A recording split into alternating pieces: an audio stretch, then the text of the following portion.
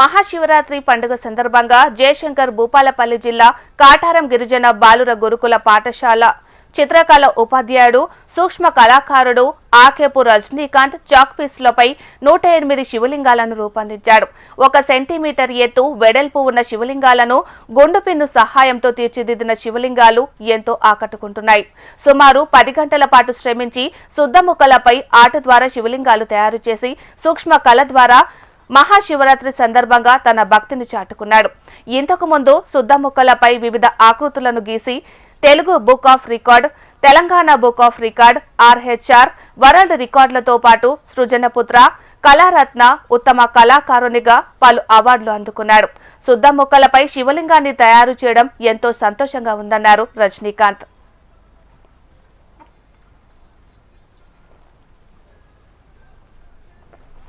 నేను ఈరోజు శివరాత్రి పండుగను పురస్కరించుకొని 1 సెంటీమీటర్ ఎత్తున్నటువంటి 1 సెంటీమీటర్ వెడల్పున్నటువంటి చాక్పీసులపై 109 శివలింగాలను గుండు పెన్ సాయంతో స్కల్ప్చరింగ్ ఆర్ట్ ద్వారా తయారు చేసి ఉన్నాను.